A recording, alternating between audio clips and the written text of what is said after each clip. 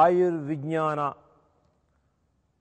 ప్రధాన కార్యక్రమంలో ఈరోజు బిడ్డలకు పెద్దలకు ఇంటెల్లపాదికి అందరికీ ఉపయోగపడేటువంటి ఒక అద్భుతమైనటువంటి ఆహార పదార్థాన్ని ఇవాళ మనం చెప్పుకోబోతున్నాం.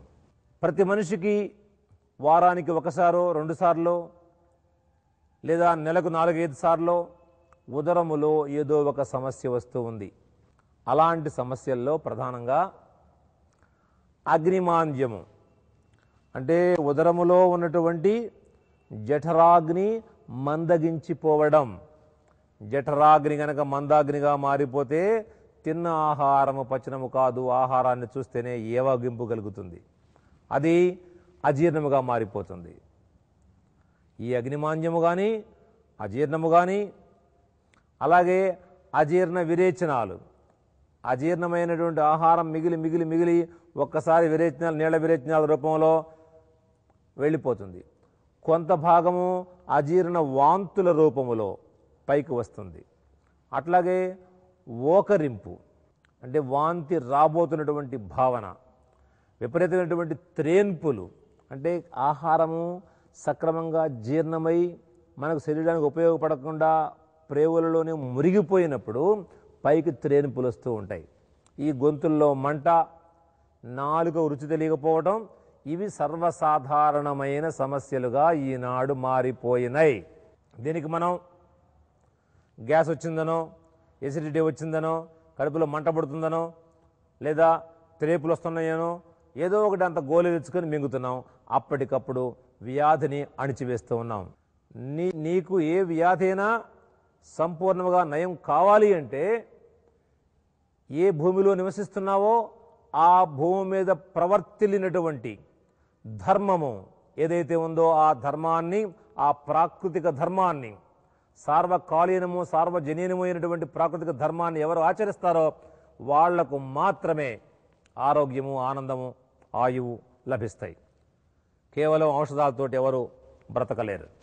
ఔషధము పరిస్థితి చేయి దాటిన తరువాత అప్పుడు అవసరం అవుతుంది. అందువలనే మన పెద్దలు ఆహారాన్నే ఔషధంగా తీసుకోమని ఇట్లాంటి ప్రక్రియలను మనకు నేర్పారు. ఇది మీరు రాసుకోవటం కోసం కాగితం కలం తీసుకొని చక్కగా నవ్వుతూ ఆనందముగా సిద్ధంగా ఉండండి.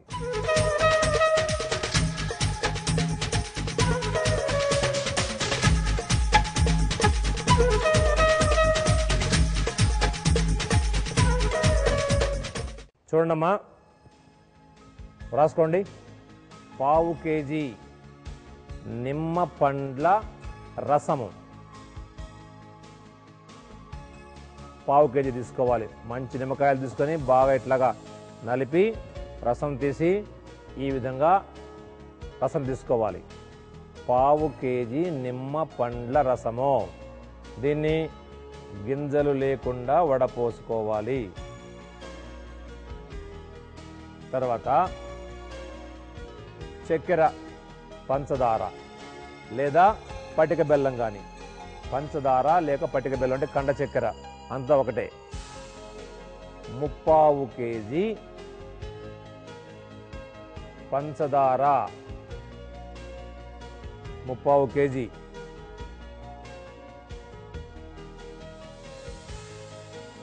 సరిగా రాసుకోండి. 1/4 కేజీ.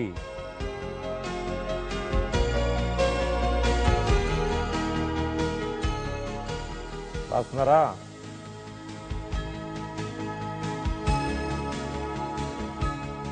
తర్వాత ఉప్పులో బిడా లవణము అని ఇది ఒక రకమైన ఉప్పు. ఇది తెచ్చుకొని మెత్తగా నూరి ఈ విధంగా పొడి చేసుకొని ఈ పొడి 20 గ్రాముల మోతాదుగా తీసుకోవాలి. బిడా లవణము 20 గ్రాములు.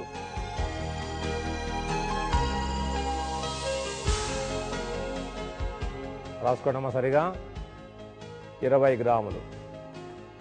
తర్వాత సైంధవ లవణము, దీన్ని మెత్తగా దంచినటువంటి పొడి 30 గ్రాముల మోతాదుగా తీసుకోవాలి. 30 గ్రాములు.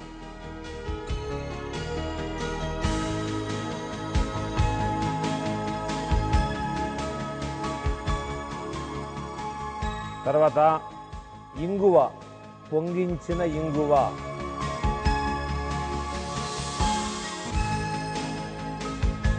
ఇంగువను తీసుకొని ఒక చిన్న గిన్నెలో వేసి నిప్పు మీద పెడితే పొంగుతుంది. అయితే ఇంగువలో చాలా రకాల కల్తీ ఇంగువలు ఉన్నాయి. ఇది మీరు ఒక 10 గ్రాముల మోతాదుగా తీసుకోండి. అందులో కలపండి. ఈ పదార్థాలన్నీ బాగా కలబెట్టి చక్కగా బాగా కలబెట్టి ఇప్పుడు మనం పాత్రను పొయ్యి పైన పెట్టి వెలిగించాలి. పొయ్యి మీద పెట్టి మంట పెడితే ఎంత అద్భుతమైనటువంటి పాకం అంటే పానీయము. ఇది చక్కగా ఎన్ని రకాలుగా మనకు ఉపయోగపడుతుంది. ఈ వేసవిలో కూడా చాలా మంచి పాకం ఇది. ఈ వేసవి కాలానికి ఉపయోగపడుతుంది. ఇవాళ మన బిడ్డలకు, పెద్దలకు, అందరికి ఉపయోగపడుతుంది. ఇప్పుడు చూడండి సిద్ధం అవుతుంది. కింద మనం మంట పెట్టాం. కలుపుతూ నిదానముగా మీరందరూ తయారు చేసుకోండి. ఒక్కసారి 1 కేజీ, 2 కేజీలు, 3 కేజీలు తయారు చేసుకుని తలా కాస్త తీసుకోండి. అనుభవాన్ని సంపాదించండి. అవగాహన పెంచుకోండి. చాలామంది మేము చేసిస్తామని చాలా చోట బోర్డులు పెడుతున్నారు. అలాంటి వాళ్ళ మాటలు మీరు నమ్మరాదు. వాళ్ళ వద్ద మీరు కొనరాదు. ఇక్కడ చూడండి చక్కగా నురుగొస్తూ ఉంది. మీరు జాగ్రత్తగా చక్కగా ఆనందముగా ఈ కార్యక్రమాన్ని ఇంట్లో మీరందరూ కలిసి కూర్చొని సాయంత్రం లోపు చేయవలసిందిగా సూచిస్తూ ఇటే చూడండి.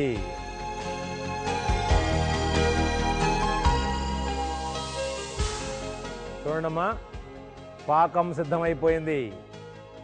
అద్భుతమైనటువంటి అజీర్ణ పాకము, అజీర్ణ సంహార పానకము సిద్ధమైంది. ఇప్పుడు దీన్ని మనం దించి చల్లారిన తరువాత ఒక గాజు సీసాలో నిల్వ ఉంచుకొని ఎట్లా వాడుకోవాలి, ఇది ఎంత కమ్మగా ఎంత రుచికరంగా ఉంటుందో చూద్దాం. సిద్ధంగా ఉండండి. అజీర్ణం సమస్య నివారణకు ఔషధం. కావలసిన పదార్థాలు: నిమ్మపండ్ల రసం 1/2 కేజీ, పంచదార లేదా పటిక బెల్లం 3/4 కిలో, బీడా లవణం పొడి 20 గ్రాములు, సైంధవ లవణం పొడి 30 గ్రాములు, పొంగించిన ఇంగువ 10 గ్రాములు. తయారు చేసే విధానం: నిమ్మరసంలో పంచదార, బీడా లవణం పొడి, సైంధవ లవణం పొడి, పొంగించిన ఇంగువను కలుపుకోవాలి. ఈ మిశ్రమాన్ని పాకం వచ్చే వరకు మరిగించి చల్లారాక గాజు సీసాలో నిల్వ చేసుకోవాలి. గ్లాస్ నీటిలో 1 చెంచా పాకాన్ని కలుపుకొని ఉదయం, మధ్యాహ్నం, సాయంత్రం తాగటం వలన అజీర్ణం సమస్య నివారింపబడి ఆకలి పెరుగుతుంది.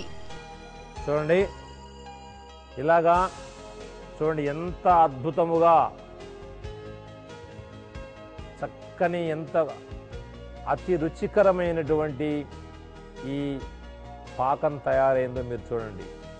దీన్ని ఈ విధంగా గాజు పాత్రలో ఒక సీసాలు నిల్వ చేసుకొని తడి లేకుండా శుభ్రంగా ఉన్న దాంట్లో నిల్వ చేసుకొని ఇట్లా మంచినీళ్ళు తీసుకొని ఇందులో 1 చెంచా మోతాదు అనుకోండి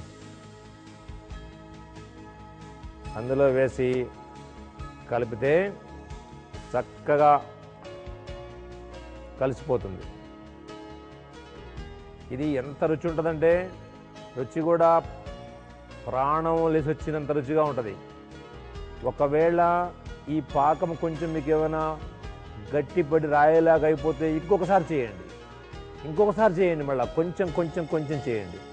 ఇలాగ చూడండి, మన లెమన్ వాటర్ ఎట్లా ఉంటాయి, నిమ్మకాయ నీళ్ళు ఈ విధంగా తయారవుతుంది. దీన్ని చక్కగా ఎంత బ్రహ్మాండమైనటువంటి అద్భుతమైనటువంటి రుచో ఇది వర్ణించటానికి వీలు లేదు. ఇలాంటి ఈ పానకాన్ని ఉదయము, మధ్యాహ్నము, సాయంత్రము 3 సార్లు, సమస్య ఎక్కువగా ఉంటే 2 చెంచాలు వేసుకోండి. ఒకవేళ మీకు గట్టి పడితే ఒట్టిది అలాగే తినేసేయండి. కొంచెం గట్టి పడితే ఇట్లా ఉంటుంది, ఇట్లా ఉంటే దీన్ని ఇట్లా మనం తినేసేయచ్చు, అదే ఫలితం కలుగుతుంది. ఇలాగనో అలాగనో దీన్ని తీసుకుని వాడుతూ అజీర్ణ వాంతులు అప్పటికప్పుడు దెబ్బతో ఆగిపోవాల్సిందే, ఎంత వాంతులైనా సరే. అట్లాగే ఓకరింపు, ఆహారం చూడగానే కొంతమంది డోకు కలుగుతుంది, డోకు ఆగిపోతుంది. అలాగే నాలుక మొద్దుబారిపోయి రుచి తెలియకుండా ఉండటం నివారించబడుతుంది. దీనివలన కడుపులో ఉండే గ్యాస్ మొత్తం తగ్గిపోయి నొప్పులు తగ్గిపోతాయి, అజీర్ణ విరేచనాలు ఆగిపోతాయి. మంచి ఆకలి, చక్కగా మంచి ఆకలి బాగా పుట్టి బిడ్డలు పెద్దలు అందరూ అద్భుతమైనటువంటి ఆయువును, ఆనందాన్ని, ఆరోగ్యాన్ని పొందుతారు. అలాగే ఇక్కడ చూడండి, ఇలాంటి ఎన్నెన్నో రహస్యాలు గత 12 సంవత్సరాలుగా మనం ఈ పత్రికలో ప్రచురిస్తూ ఉన్నాం. అందరికీ ఆయుర్వేదం, అందరికీ. ఇది మాసపత్రిక, మన రాష్ట్రంలో అన్ని ప్రాంతాలలో ఇది లభ్యమవుతుంది. దీన్ని మీరు నెలకు 10 రూపాయలు, అంటే ఒక టీ తాగినంత ఖర్చు కూడా కాదు. ఇది వ్యాపార పత్రిక కాదు. మన ఈ ఆరోగ్య ఉద్యమాన్ని అదే స్ఫూర్తితో మనం నడుపుతూ ఉన్నాం. ఆ స్ఫూర్తినిచ్చేటువంటి పత్రిక. ఇందులో మీరు ఒక్క పేజీ చదివినా కూడా దీన్ని మీరు వదిలిపెట్టలేరు. ప్రతి అక్షరం మిమ్మల్ని కదిలిస్తుంది, నడిపిస్తుంది, మిమ్మల్ని మీరే బాగు చేసుకునేటువంటి జ్ఞానాన్ని మీకు అందిస్తుంది. ఇది మర్చిపోకుండా ఇలాంటివి తయారు చేసుకొని మీరందరూ కూడా మన కుటుంబాలను బృందావనాలుగా మార్చాలని కోరుతూ, అందరూ చెప్పండి, బిడ్డలో అందరూ చేయెత్తాలి, చేయెత్తండి. జై ఆయుర్వేదం, జై జై ఆయుర్వేదం.